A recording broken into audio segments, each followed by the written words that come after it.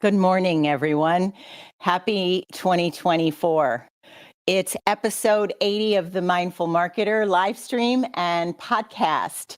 We are streaming across all of your favorite places today. I am, in the spirit of a new year, going to be doing something I've never done before. And I hope you'll stick with us and enjoy the ride. We have 6 mindful questions for 2024. So, unlike past episodes where we have lots of banners and slides and people popping in and out asking questions, today we're going to go a little more slowly. And I'm going to be antithetical to the rush, rush, rush mindset that we're witnessing now on most platforms where people want to kick in and start rushing into the new year. But I'm gifting you today with 3 things. The permission to sit back, get a cup of tea, hot cocoa, and just bring your presence, your pen, and your paper. We're going to help you reflect on last year. We're going to help you keep what worked, let go of what didn't work, and then design something that inspires you going forward. Nothing real fancy, but what I will tell you is these questions took me over a month to put together. So they worked really well for me. They dredged up some hard truths, shall we say, and I know they're going to create a much stronger year for me personally and professionally. I wish the same for you. So, as we get started and welcome so many people to this stream and podcast today, I'd love to hear from you in the chat and find out what inspired you to join us today. What's a burning question you have about your own questions for 2024? And I'll see if we can answer them as we go along. So, these questions came to me after I completed my graduation from the Modern Elder Academy. And last year, I got to attend 2 gatherings at MEA. One was in Baja, Mexico, and the other was at the new campus that is launching in Santa Fe, New Mexico this spring. And so I worked through these questions and then I tested them with my dear friend Chip Conley, who is the co-founder of MEA, the world's first midlife wisdom school. And he helped me kind of validate them and run them through the reasonable person test. And then I took them all and I shared them with our marketing growth leaders. And they loved them so much, they inspired me to share them with the world. So here is why it matters to you. And here's how the questions are going to roll. It matters because we just got back in November from the Marketing Growth Leaders and the CMOs Leading Innovation Conference. And there were 3 really big themes. First, VUCA. You've heard that term many times now, but the whole volatility, uncertainty, change, and just the turmoil that we're feeling is still with us in the world. We also are still seeing a lot of people feeling isolated, like they may be the only people facing a certain challenge, when in reality, there are universal themes of isolation and loneliness, and much more of a desire to be together with other people in person and to really collaborate with one another and not rely on a chat bot to replace the human interaction. And the third is that there is still a FOMO epidemic in senior ranks. I coach and advise CMOs and CEOs for a living, and I can tell you that there is still FOMO, even though there is that emotion of isolation and overwhelm that we're seeing. Some leaders still think the more goals we can pile on top of people, the more we can get done this year, when in reality, it's the opposite. So let's begin. Have your pen and paper ready and your presence. So keep today what works and throw out the rest. There are things I've never done in a live stream before.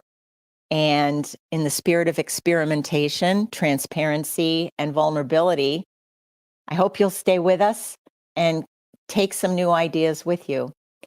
I spent 3 days journaling my responses to these questions. I have 3 piles of journals that I've been using for the last 6 years to chronicle all of the massive changes I've gone through in my life. They included relocation 40 miles from my home, divorce. At one point, I had all of my possessions stored in 4 different places and felt no sense of place, and going through some big relationship transitions.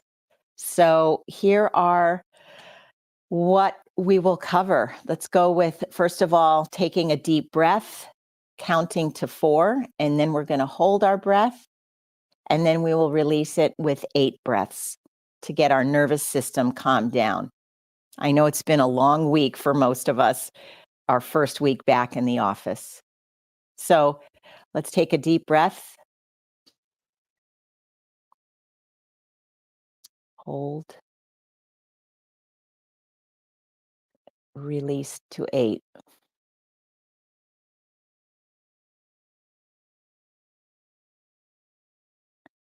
Now to question number 1. What did you set out to do early this year or early last year? Tell us what you set out to do early this year. I'll tell you that what I set out to do early this year, I had a set of big 4 goals. The first goal was that I wanted to maintain vibrant health. And for me, vibrant health is a healthy cocktail of 7 to 8 hours of sleep, diet, lots of plant-based food, seafood, and a little bit of poultry, strong community activities and engagement, and as much exercise, swimming, and Orange Theory as I can manage. So I gave myself an 8 out of 10 on that one. The second thing that I set out to do this year was to continually invest in learning. And I gave myself a 9 out of 10 there. I went to the 100 Coaches conference in June in Nashville. I hosted the CMO's Innovation Conference number 7. And I also went to London for the Thinkers 50 conference. I did well there. Number 3 is deepening relationships with my primary partner, with my friends, and with my broader community. I give myself a 7 there, a 7. My challenge is I live in Virginia in the US, and I have really great relationships with a lot of people, except most of them live more than 200 miles away. So creating some local relationships and bonds is something I need to be more intentional about. And fourth, I wanted to exceed in my investment portfolio the S&P 500 returns. Gave myself a 9 on that one. So my investment portfolio was pretty strong, and we beat the numbers. So think about that question number 1. What did you set out to do early this year? And while we're doing that, we also want to share with you what Professor Amy Edmondson, best-selling author and a woman who made the term psychological safety mainstream, joining us from her first week back to class, Professor Amy Edmondson. She'll share with us what she set out to do early this year. What I set out to do in 2023 was get the word out about failure. It has continued to surprise me in my research in organizations how much confusion there still is about failure. Should we fail fast and often, or should we be adhering to the notion that failure is not an option? My answer, it depends. It depends on the context. There are contexts which are novel and in need of innovation and discovery, where fail fast, fail often is good advice. And there are, of course, other contexts where excellence and adhering to specification as best as you possibly can is good advice. My book, Right Kind of Wrong, was finished last year, but came out this year. And I have been working tirelessly to help spread the word about it so that people can have a more informed, more lighthearted, and more intelligent relationship with failure as the secret input to adventure and progress and discovery in any job or life. Thank you so much, Amy. I just loved spending time with her at Thinkers 50 in London. She is one of my icons.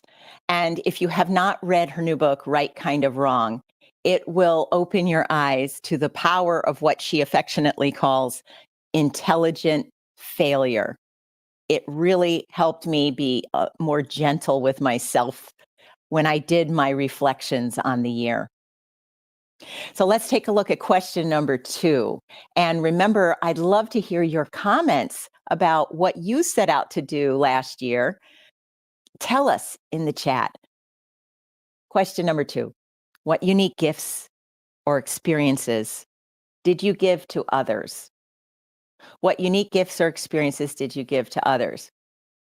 You know, it's really easy to pass that exit ramp and not pay any attention to it. And in reality, I know the people that come back month over month to our live streams and podcasts are people who are making a big difference on the planet. Many of my clients are B corporations. They're very purpose driven, and they have a deep concern not only for their customers, but also for their people and building a healthy culture. That's why I love my clients. So think about it this way. If you're stuck and you can't answer that question, look at your core values and say, what are my core values? And where and how did I express those core values? So for me personally, and again, in full transparency, I'm opening the kimono a lot on this live stream. My core values are beauty, flow, lifelong learning, and vibrant health. So I guess you're seeing a common theme here today.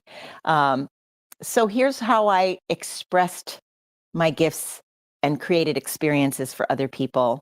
These are some I'm really proud of.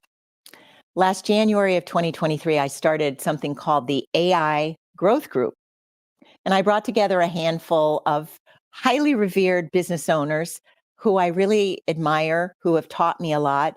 And we meet every single month to compare notes on the best AI courses, on the new tools to improve our MarTech stacks or to increase our efficiency, and to help us be better advisors to our clients. And that growth group is something I look forward to every month.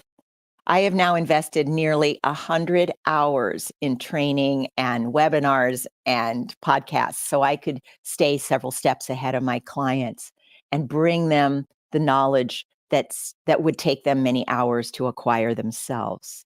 I also hosted, we hit the number 80 on live streams now. So thanks to my dream team for bringing that together.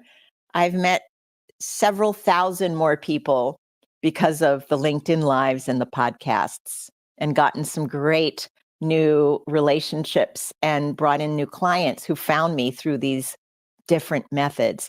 I also mentored several new younger professionals who like marketing and someday want to become VPs or chief marketing officers.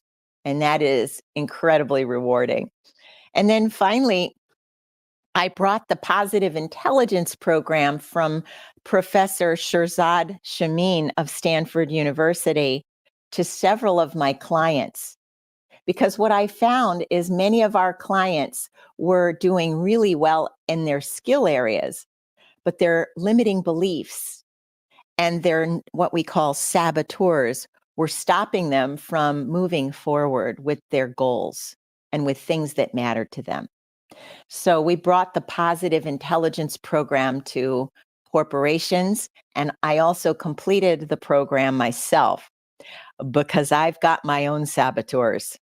And then finally, I hosted a series of generations over brunch at my home, where we bring together people of multiple generations so we can deepen understanding and break down some of the polarized walls that we have seen build up in the United States. So those are things I'm very proud of. So how about you? Let's hear from you in the chat. What is a unique gift or experience you brought to others, whether personally or professionally? Question number 3. What's the biggest obstacle you faced in 2023 and may stop you from being successful in 2024? What is the biggest obstacle? And bonus question, who can help you remove that obstacle? So for me, I'll tell you, my biggest obstacle is, as Marshall Goldsmith said in his acclaimed book, What Got You Here Won't Get You There. For decades, I have practiced urgency and impatience. I've been called an action figure. I don't overthink things. I move forward. It has helped me immensely in building my business in the last 23 years. Unfortunately, sometimes I pass the exit ramp and I leave my clients and my deepest relationships behind. Sometimes I need to pause and I need to be quiet and I need to meet people where they are. And I don't do that very well all the time. I also found my biggest saboteur that held me back last year, which through the positive intelligence program I found was this need to control my circumstances. It's called the controller saboteur. Again, does not do well when working with C-suite executives or wanting to deepen relationships with my closest friends and partner. It is not a good idea to try to control other people's impressions or their lives. And I have learned the hard way and very painfully, it just backfires. So if anybody can relate to that, give us an amen in the chat. So how can I remove those obstacles? I am going to turn to other people for help and support. And I think my biggest learning edge for 2024 is going to be practicing acceptance with all of my relationships, not just at work, not just with clients. I started practicing this week, just giving people options and saying, I am not going to drive this person to my agenda. I have a client, we have celebrated 6 years together, helped them get promoted twice, helped them just get a great new job with a company that was 5 times bigger than their last company. They are really excited about this new opportunity. I don't know if we're even going to continue working together because there are political dynamics at play. And I caught myself this week. I sat back, I talked to the client, and I said, I am here to help you get what you need to be wildly successful in this new role, even if it means we don't work we don't work together. I will help you find the resource you need. Now, 5 years ago, I would have never said that. I would be on a mission to persuade them that I am the perfect consultant for their company. I didn't do it this time. And the call went longer than planned. And they said, let's meet again in 3 weeks. Give people choice. That is my goal. And thank you, Cindy. And thank you, Mary Gilbert. Yes, absolutely. We got the amens. I appreciate that.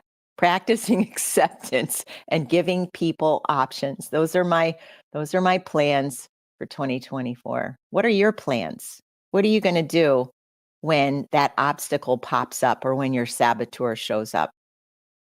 And by the way, a resource for all of you, go to the Positive Intelligence website. There is a great free assessment. It takes about 4 minutes to do it. It's called the Saboteur Self-Assessment. It has been a game changer for me as well as for my clients. And this is a great self-awareness building tool. And next question, number 4. Our painful lessons are the raw material for cultivating wisdom. What 2023 lessons will create wisdom for your future? Now, when I'm talking about wisdom, I'm talking about the marriage of knowledge with experience. One of my favorite stories or jokes is when I say to a client, or, if they're hiring somebody for a key position and the person says on their resume, I have 25 years experience. Well, is that 25 continuous years of learning and growth and iterative experimentation? Or is it 1 year of experience repeated 25 times? That's the key. You can't have wisdom if it's 1 year of experience repeated 25 times. The previous you is gone. It's time to say goodbye to the previous you and create a new you if you so choose. So, my painful lesson is taming that controller that I talked about earlier and just being realistic about whatever is in front of me. I've had a relationship where the person told me multiple times about what is possible with our relationship, how far we can take our relationship, what they're willing to do. And I would just smile and nod and keep thinking in my head, no, I'm going to create an alternate reality. And we all know how that ended. It did not end well. These people are highly autonomous, highly intelligent, and self-directed. So manipulating myself or manipulating and bending reality does not go very well. Anybody here ever go through that experience, or am I alone in that? So I am going to definitely watch for that and make sure that 2023 lessons of my willingness to create my own reality distortion field, in the words of Steve Jobs, that I don't do that to myself because it's exhausting and it's painful.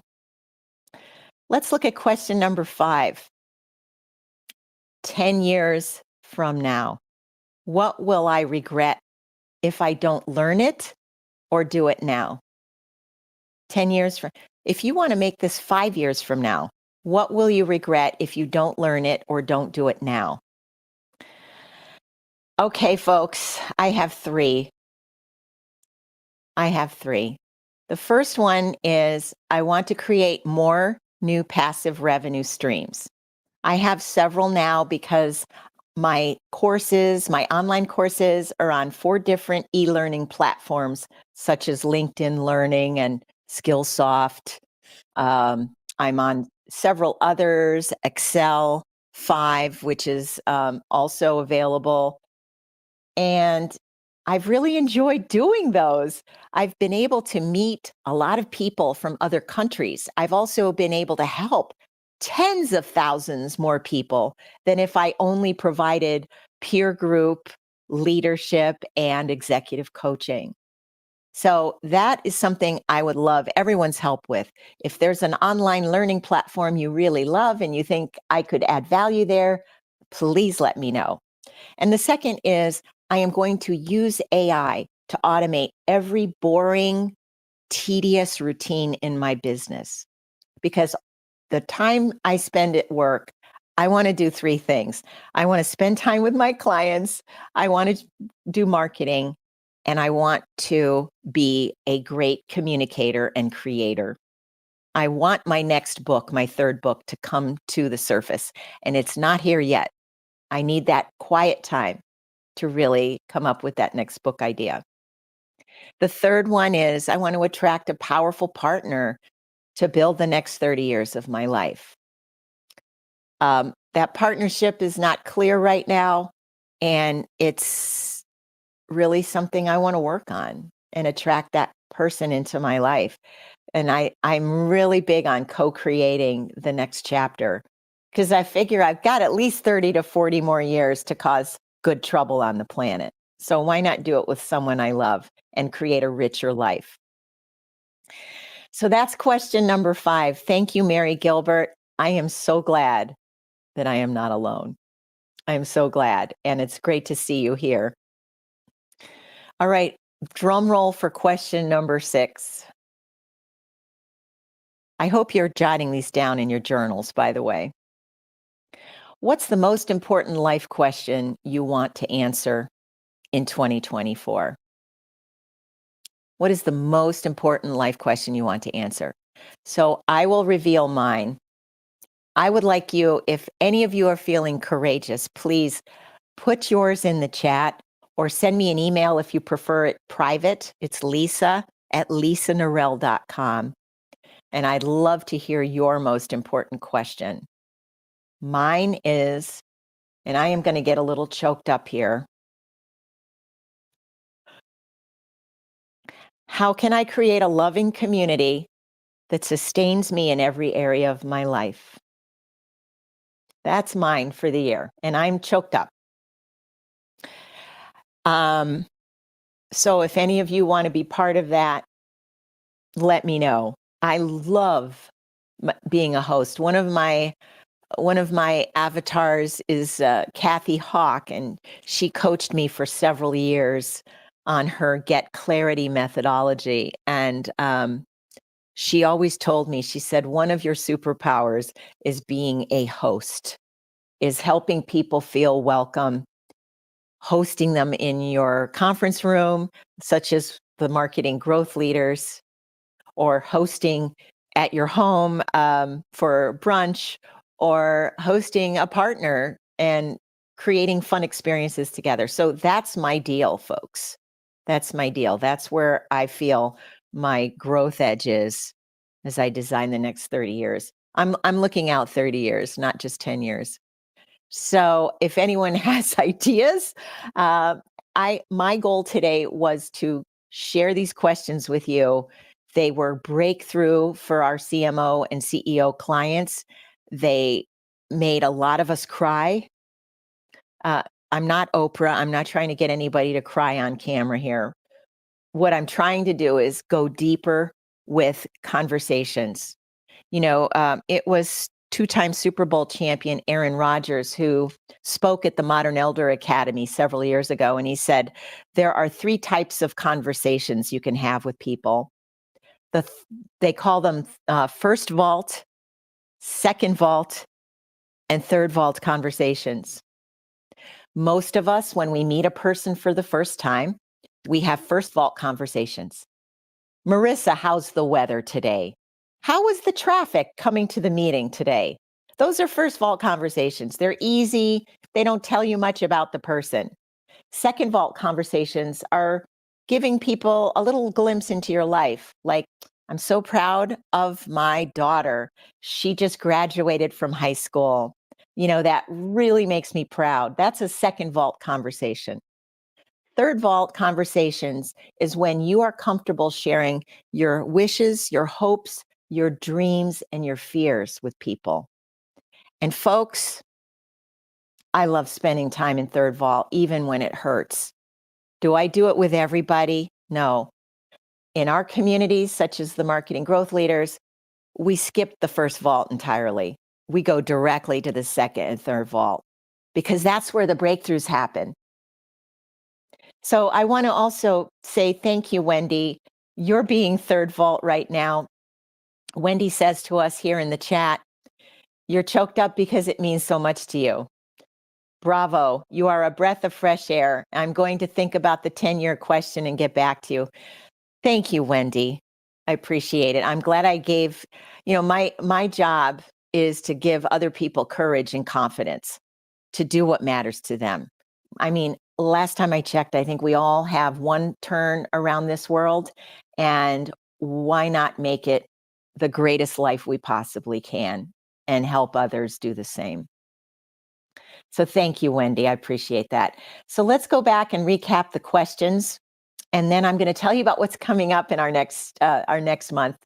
So the first question, again, in this exercise of 6 mindful questions of 2024, the first one is, what did you set out to do early this year? Number 2, what unique gifts and experiences did you give to others?